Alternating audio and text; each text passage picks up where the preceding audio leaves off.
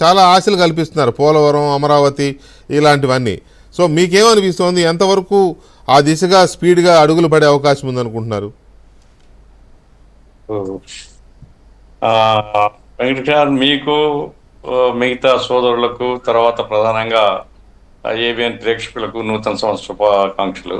Thank you sir. నూతన సంవత్సరం అంటేనే ఏదో ఆశిస్తారు జనం, ఈ సంవత్సరమైనా మంచిగా ఉండాలా అని. పాపం 31వ తేదీ రాత్రి అర్ధరాత్రి వరకు మేల్కొండే వాళ్ళు, ఆ రోజంతా తాగి ఇక కొత్త సంవత్సరం అడుగుపెట్టాలి, ఇట్లా రకరకాలుగా ఉంటారు జనము.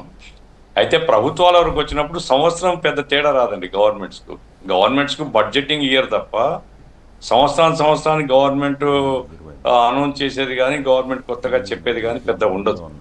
ఎందుకంటే బడ్జెట్లో వాళ్ళు ఏం చెప్పదలుచుకుంటారు, బడ్జెట్లో చెప్తారు. మళ్ళా కొత్త సంవత్సరం బడ్జెట్లోనే చూడాలి మనం. అది ఒక పాయింట్. రెండవది, ఇప్పుడు చంద్రబాబు నాయుడు గారు చాలా విషయాలు చెప్తున్నారు. ఎవరైనా రాష్ట్రానికి మంచి జరిగితే హర్షిస్తాం కదా.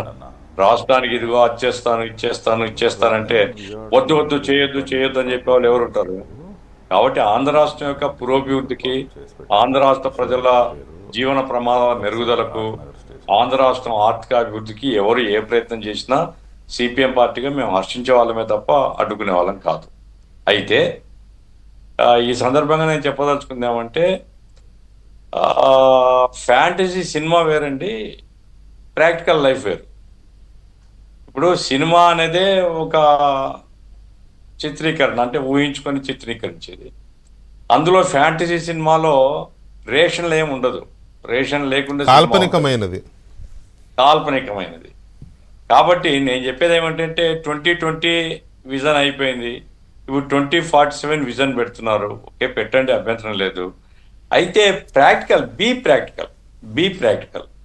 ఇప్పుడు నేను, ఎందుకంటే మేము విమర్శించే వాళ్ళం, మేమేమి భజన చేసే వాళ్ళం కాదు, లేకుంటే తెలుగుదేశం పార్టీ జయహో చెప్పేవాళ్ళం కాదు. ఆ ప్రభుత్వాన్ని విమర్శించాము, అట్లాగే తెలుగుదేశం పార్టీకి కూడా విమర్శలు అంటే వారి మంచి కోసమే చెప్తున్నాం మేము. ఇప్పుడు చంద్రబాబు నాయుడు గారు కొత్తగా ముఖ్యమంత్రులు 2014 ఆగస్టు 10వ తేదీ కర్నూలులో జెండా ఆవిష్కరణ చేశారు ఆయన. ఆ రోజు కర్నూలు జిల్లాకు సంబంధించి అనేక వాగ్దానాలు చేసినారు.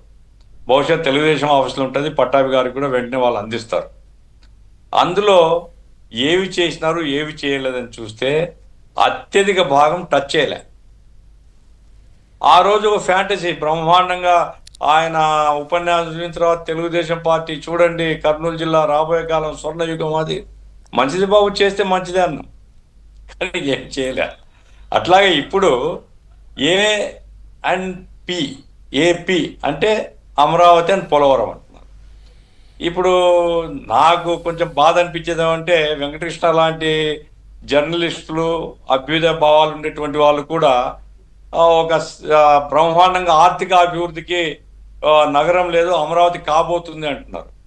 నాకైతే తెలియదు ఎట్లా అవుతుంది అనేది. ఇప్పుడు నారాయణ గారు మొట్టమొదట ఆయన పురపాలక శాఖ తీసుకున్న తర్వాత అన్ని డిపార్ట్మెంట్ రివ్యూ చేసి ఆయన చెప్పింది ఏమిటంటే 48,000 కోట్లు అవసరమవుతుంది, ఇది over a period of 3 years మేము చేస్తామని చెప్పారు. సరే, అది ఒకటి.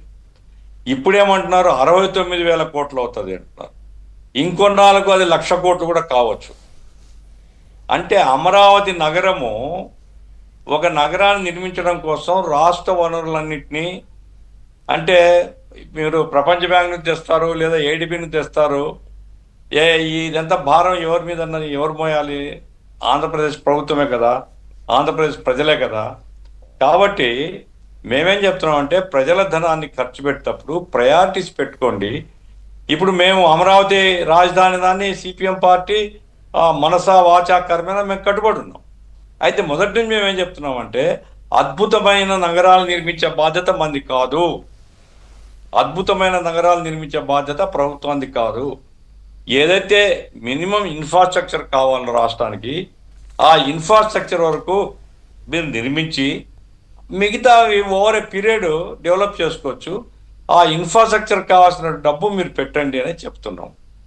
సరే, ప్రభుత్వానికి తలకి ఎక్కదు, ఎందుకంటే మైకంలో ఉన్నప్పుడు ఎక్కడ కదా, హ్యాపీ ఫ్యాక్టర్ మాత్రమే చూస్తారు.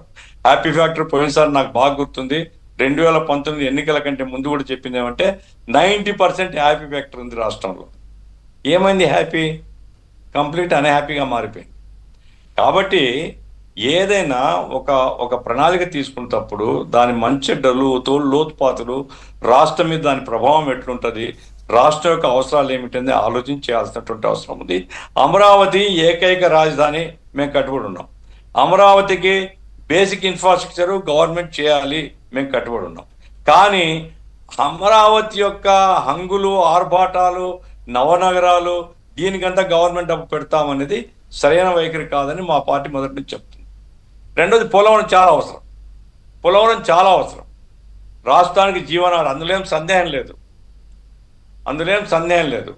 అయితే ఇప్పుడు పోలవరం దగ్గరికి వచ్చేపాటికి కూడా ఏమిటి, 41.5కు ఏదో డిసైడ్ చేస్తారు ఇప్పుడు మొదటి దశ. సరే, ఏదో ఒక దశ అయితే స్టార్ట్ అయితే మంచిది, కంప్లీట్ అయితే మంచిది.